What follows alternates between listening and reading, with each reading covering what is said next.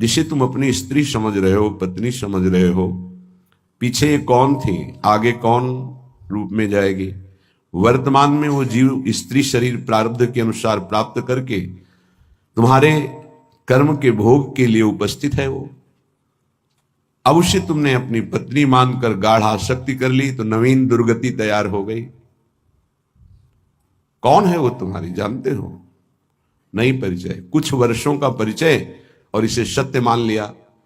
और जहां वो परिवर्तन नाशवान दृश्य जगत का एक दृश्य शरीर परिवर्तित हुआ, नाशवान शरीर का परिवर्तन प्रतिपल हो रहा है, तुम समझ नहीं पा रहे, पर समझा तब जाता है जब वो मृत्यु को प्राप्त होने का समय आता है। तब समझ तुम्हारी किसी काम की नहीं रहती।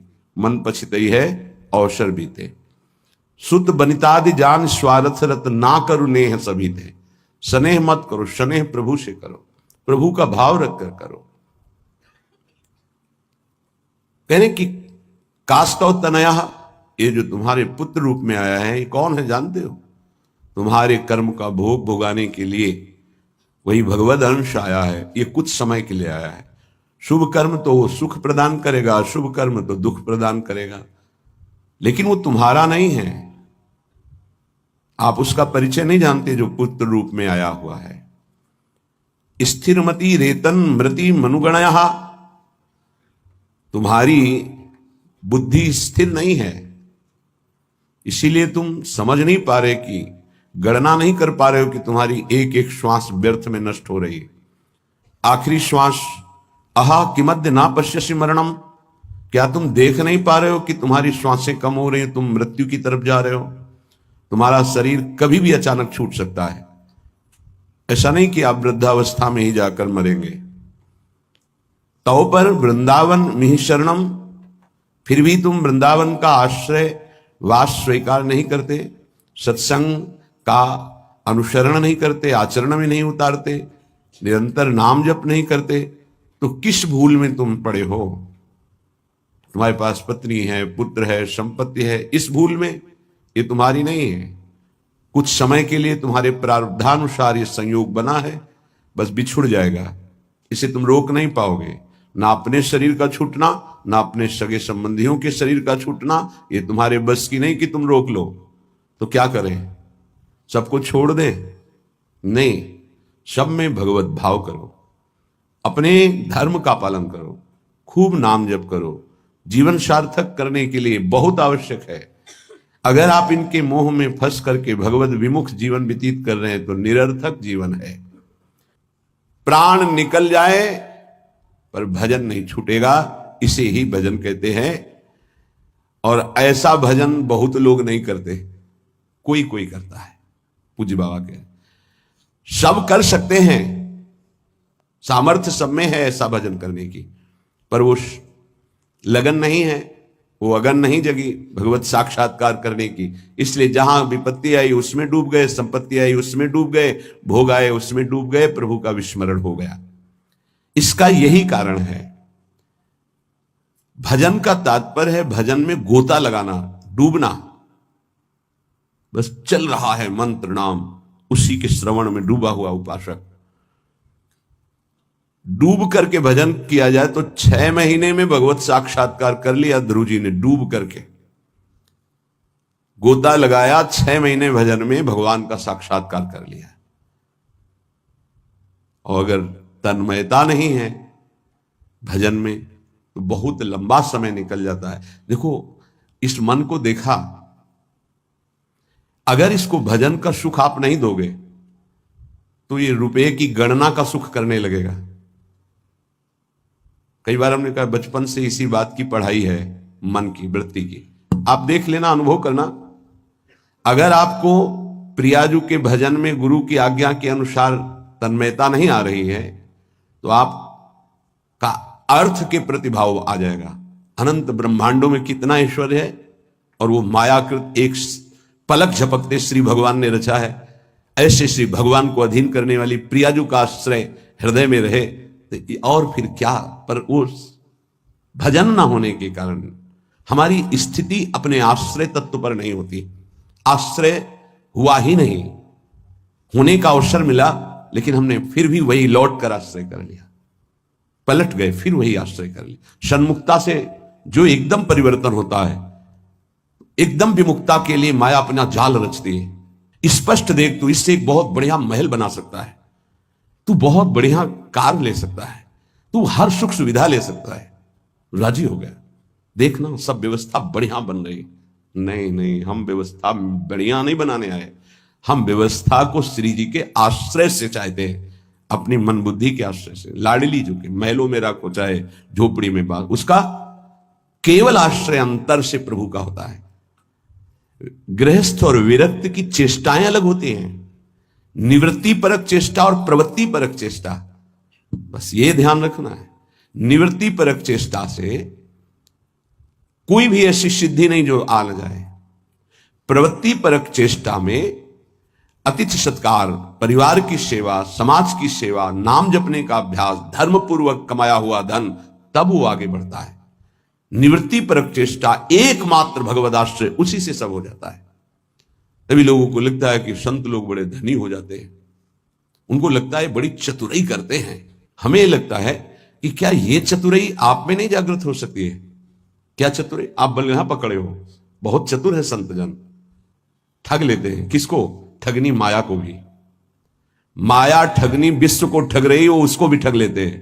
वो बड़े चतुर हैं। रामाई भजई ते चतुर नर, क्योंकि उस सच्चिदानंद का नाम एकत्रित किए हैं। एक नाम के ब्याज में पूरा त्रिभुवन नहीं है, उसकी बराबरी हम नहीं कह रहे नाम की ब्याज में।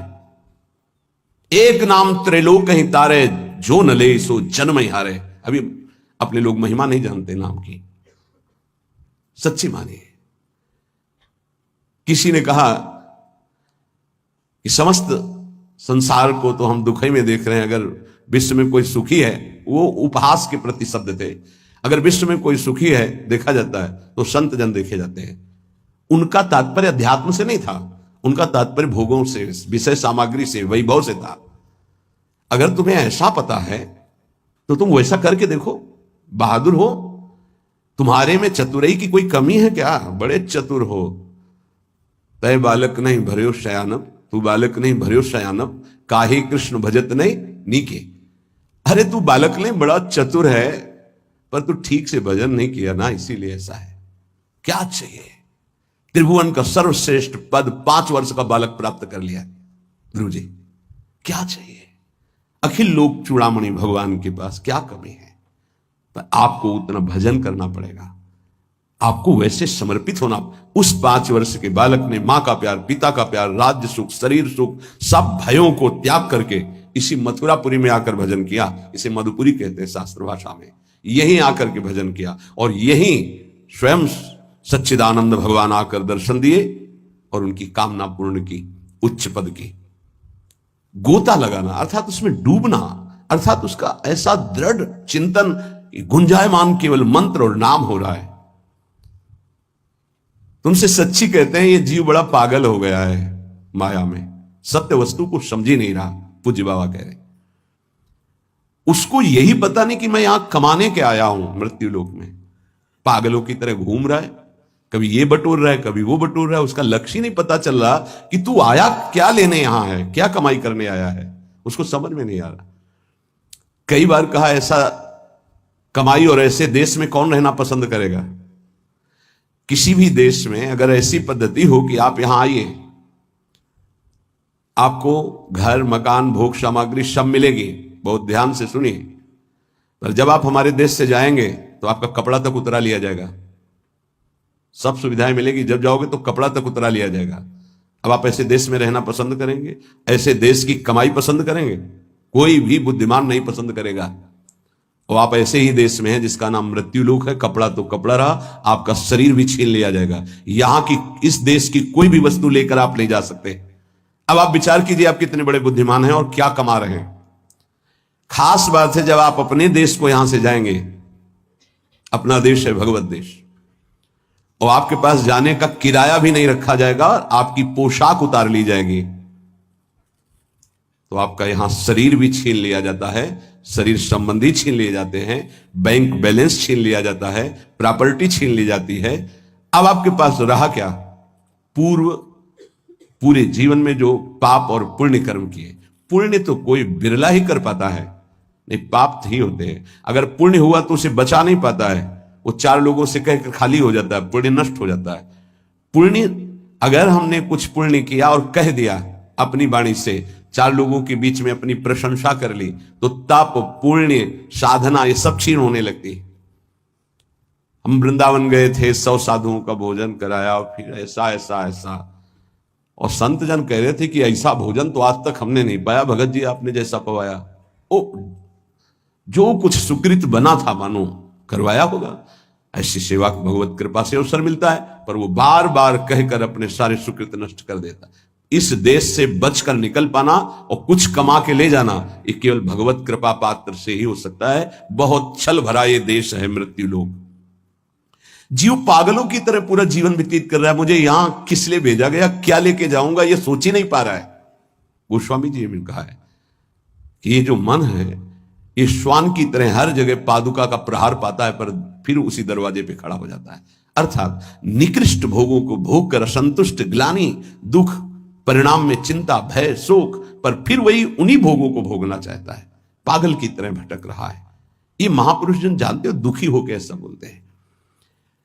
जो वस्तु तुम्हारे साथ नहीं जानी है उसके चिंतन में तुम समय बर्बाद कर रहे हो। चिंतन करो प्रभु का, कार्य करो संसार का, तो जीवन यापन के लिए शरीर चेष्टा और वस्तु ले जाने के लिए नाम धन, कितना बढ़िया उपाय है। राधा राधा राधा। विषय अनेक हैं और अनंत हैं, कितना भोगोगे। भोगते भोगते मर गए, फिर जन्म हुआ, फिर भोगते भोगते मर जाएंगे, कुछ हाथ नहीं लगेगा। बड़ा विचित्र खेल है, बड़ा विचित्र खेल। भगवान की असीम कृपा है। जिनको भोगों से विरक्ति मिल गई है या जबरदस्ती बचे हुए, बिनु अवसर भयते राजोई, चतुर्थ ब्रह्मचारी का लक्षण है ये। बिनु अवसर नहीं मिला और भयभीत है, इसलिए वो नहीं भोग रहा। तो बिनु अवसर भयते रह जोई, ये चौथे में। उत्तम तो उत्तम के बस असमन माही, सपन हुआन पुरुष जगनाई। अपने प्रीतम प्रभु के सिवा वो स्वप्न में किसी और को नहीं देता। कितना भोगोगे, अनंत विषय। कल एक भगत बड़ा मस्त, सब हंस रहे थे लेकिन कोई फर्क उसको नहीं था, गंभीर मुद्रा में बैठा। उसने कहा हमने ठाना है 1.25 घंटा नाम जप करता हूं और बढ़ाऊंगा, सत्संग आपका सुनता हूं, पर 1 लाख सुंदरी स्त्रियां चाहिए मुझे। हमारे तो होश उड़ गए भाई कि ऐसा प्रश्न करता आया, भगवान ने भेजा। पर अपने को सबका आदर और दुलार, मेरी लाडली जो ऐसी हैं, करुणा करुदार, नहीं तो 1 सेकंड में कि आप कृपया बाहर होइए, यहां कोई भगवत चर्चा कीजिए। लेकिन अच्छा पॉइंट ये था कि वो नाम जप करता था और उसके अंदर आशा थी। देखो वासना की कितनी भूख बड़ी हुई, पर वो बहुत गंभीर, ऐसा नहीं कि कोई देखने सुनने लायक हो। वो बस बड़ी गंभीरता से कह रहा था कि मैं 1 लोक प्राप्त करना चाहता हूं, उसका सम्राट बनना चाहता हूं और 1 लाख सुंदरी स्त्रियां हो। वो नहीं बोल रहा है, उसका भोलापन है, अज्ञान जिसे कहते हैं। वासना इतनी बड़ी हुई कि उसको लग रहा है अगर ऐसा हो गया तो मैं बड़ा सुखी हो जाऊंगा। भागवत में चरित्र है चित्रकेतु राजा का, आप पढ़ करके देख लेना। श्री शुकाचार्य जी वर्णन कर रहे हैं। उनके 1 करोड़ रानियां थी। क्या परिणाम में क्या, जरा देखना, पढ़ना। निराश, हताश, उदास होकर ऋषियों के पैर पकड़कर तब वो अनंत भगवान की उपासना मिली और वो भगवान का साक्षात्कार किया, अनंत शेष भगवान संकर्षण का। और वो बहुत सावधानी का विषय होता है। ऋषियों की कृपा हुई, पद मिला, भगवान संकर्षण ने उन विमान पे बैठ के भगवान शंकर के पास गए। विमान पे जहां सनकादि जो है अपने श्री चरणों से नंगे पैर चल कर जाते हैं और प्रणाम करके नीचे बैठ करके सत्संग करते हैं महादेव जी से, वो सब बैठे हुए भी थे और सीधे विमान से ही गए। विमान में बैठे बैठे आकाशचारी विमान। भगवान से कहा कि एक साधारण पुरुष भी अगर अपनी स्त्री से वार्तालाप करता है तो एकांत में करता है। आप तो वो महायोगाधिराज योगिंद्रों मुनिंद्रों के गुरु भगवान शिव, तो अंबा जी वामांग में बैठी हैं, आप बैठे और ब्रह्म का उपदेश कर रहे हैं। उनका ये क्या हूं, सब ऋषि आश्चर्यचकित हो गए कि ये कैसा। तो अंबा जी ने कहा अच्छा तुम्हें वरदान मिल गया है, विमान मिल गया है, तो तुम जगत गुरु भगवान शिव को उपदेश करने आए हो, मतलब आसुरी प्रवृत्ति तुम्हारी बढ़ रही है, तो इसका शासन करने के लिए तुम्हें दंड विधान चाहिए। प्रभु तो करुणामय है, वो कुछ बोलेंगे नहीं, इसलिए हम तुम्हें शाप देते, जाओ असुर भाव को प्राप्त हो जाओ। वही वृत्तासुर के रूप में प्रकट हुए थे। तो अंतिम समय भगवान से जो प्रीति मांगी वो माता जी की ही कृपा थी। या देवी सर्वभूतेषु बुद्धि रूपेण संस्थिता, मानो मां ने कृपा करके उनको उस अहम से रहित करके पावन भक्ति प्रदान करी। ये जो वासना है ये जीव के सर्वनाश के लिए अनंत जन्मों से पीछे पड़ी हुई है। वो तो एक भोला व्यक्ति, अज्ञानी व्यक्ति अपनी बात कर रहा है। आप अंदर से देखो, ऐसी लाखों वासनाओं की परत जमा है। हमको रोज नाम जप रूपी सोहनी लगा के इसे साफ करना है। पर ये विषय अनेक अनंत, मन कहता है इनको भोग लो फिर हम भजन कर लेंगे। कभी नहीं, तुमसे सत्य कहता हूं, जितना इस मन की बात को मानोगे उतने प्रभु से दूरी होती चली जाएगी। और ये सिखाता है, ये जलन हो रही अगर भोग लेते हैं तो शांति हो जाए, फिर बढ़िया भजन कर लो। इसकी शिक्षा यही होती है, क्योंकि जानता है भजन के लोभ से ही हमारा साथ दे देंगे। साधक जहां उसको उसकी इंद्री का भोग दिया मन को, बस फिर वो उसको ऐसा फंसा के पटकता है कि भजन कब कहां कैसे हो रहा था सब गायब हो जाता है। और वही भोग चिंतन, वही विषय चिंतन, वस्तु चिंतन, शरीर चिंतन। बहुत सावधान।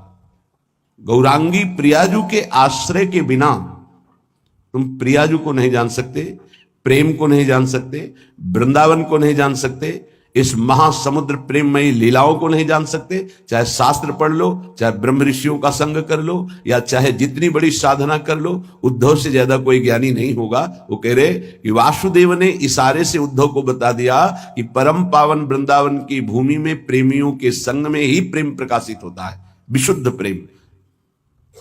ऐसे गौर आश्रय का दृढ़ अवलंबन लेकर हम वो प्राप्त कर सकते हैं जो किसी साधन सूत्रों से नहीं प्राप्त हो सकता। ये सौभाग्य अपने लोगों को स्वाभाविक प्रियाजू की कृपा से मिल गया कि वो हमारी इष्ट हैं। राधे वेष्टम, वही हमारे इस सत मार्ग के प्रकाश करने वाली हैं। राधा वल्लभीय, वल्लभीय हमारे यहां वल्लभ है राधा, प्रीतम है राधा, प्राणनाथ है राधा। और मार्ग को ही संप्रदाय कहते हैं, सुदृढ़ मार्ग।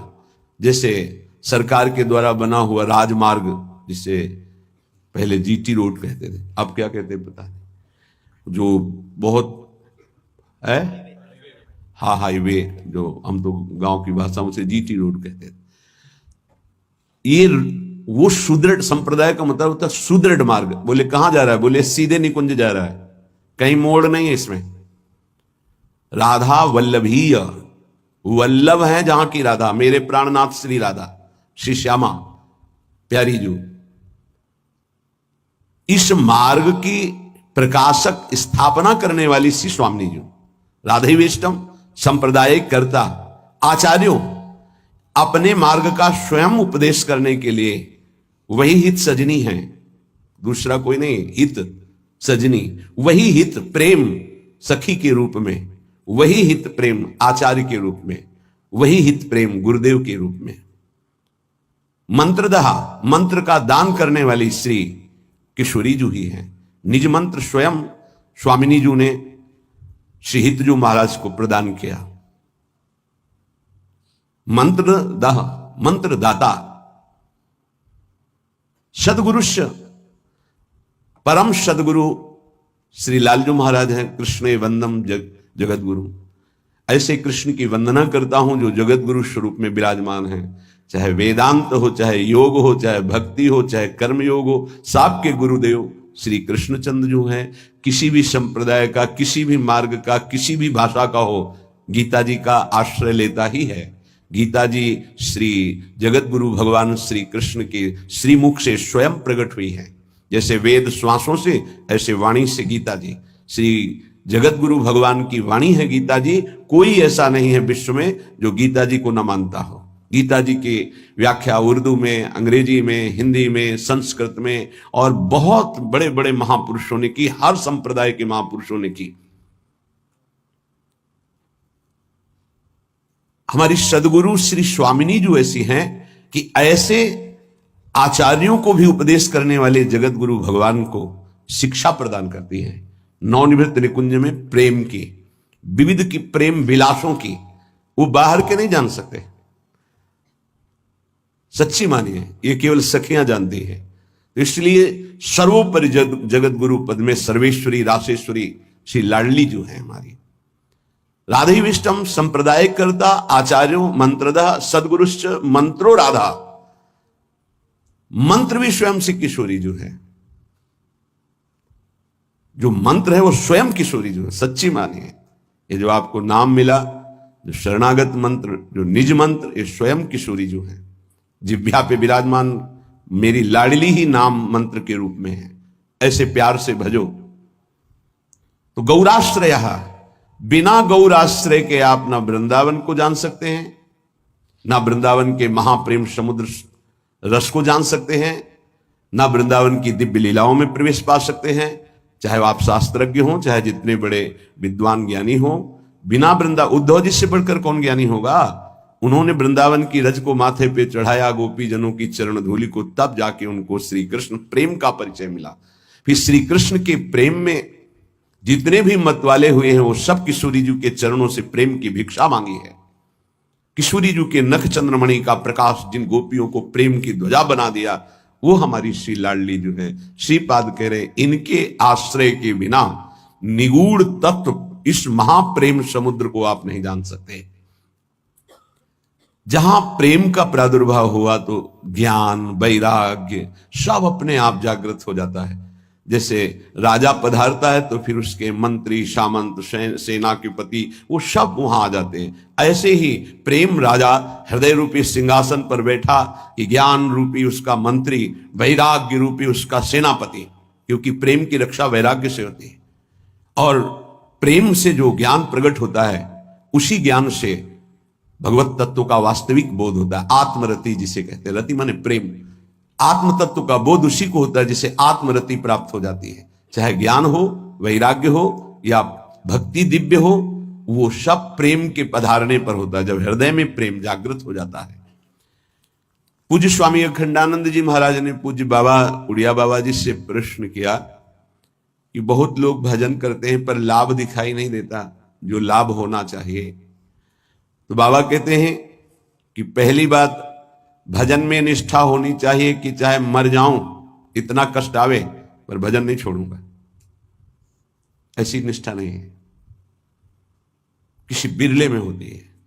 नहीं, जहां सामने इंद्रियों के भोग आते हैं भगवान छूट जाते हैं। हम मानते हैं भजन का प्रयास करते हैं, लेकिन जहां सामने भोग आया कि प्रभु भूल गए। आप देख लीजिए, चाहे वो भोजन हो, रसेंद्री का भोग हो या किसी भी इंद्री का भोग हो, उस समय प्रभु को भूल गए और उस भोगानंद को स्वीकार कर लिया तो ऐसे पूरा जन्म व्यतीत होने लगेगा, पर आपको भगवत साक्षात्कार नहीं होगा।